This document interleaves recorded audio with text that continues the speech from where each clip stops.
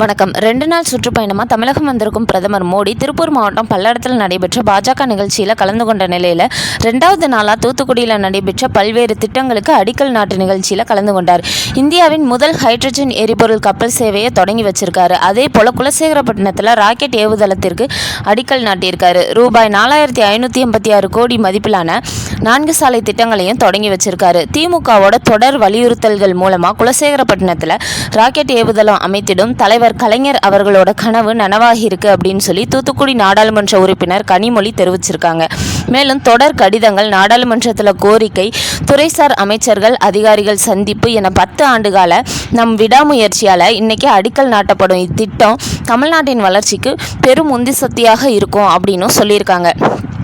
இதனிடையே நாளிதழ் ஒன்றில் அமைச்சர் அனிதா ராதாகிருஷ்ணன் சார்பில் கொடுக்கப்பட்ட விளம்பரத்தில் இந்தியா ஏவுகணை முகப்பில் சீனாவோட தேசிய கொடி இடம்பெற்றிருப்பதா புகைப்படங்கள் சமூக வலைத்தளங்களில் பரவி வருது. இது குறித்து நெல்லையில் நடைபெற்ற விழாவில் பேசின மோடி, குலசேகரப்பட்டினம் ராக்கெட் ஏவுதள சிறப்பு விழாவில் திமுக ஒரு விளம்பரம் கொடுத்துருக்கு.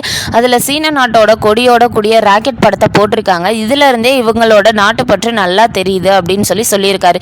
இந்த விவகாரம் பேசுபொருளாக மாறிய நிலையில் செய்தியாளர்கள்ட்ட பேசின கனிமொழி, இந்த விளம்பரத்தை செய்த நபர் எங்கிருந்து இந்த படத்தை கண்டுபிடித்தார் என்று எங்களுக்கு தெரியல. சீனாவை இந்தியா எதிரி நாடா அறிவிக்கல. சீன பிரதமரை நம் பிரதமர் இந்தியா அழைத்ததையும் அவர்கள் மகாபலிபுரம் சென்றதையும் பார்த்திருக்கிறேன். உண்மையை ஏற்க விரும்பாத காரணத்தால பிரச்சனையை திசை திருப்ப காரணங்களை தேடுகிறீர்கள் அப்படின்னு சொல்லியிருக்காங்க. இதை பத்தி நீங்க என்ன நினைக்கிறீங்கன்னு கமெண்ட்ல சொல்லுங்க.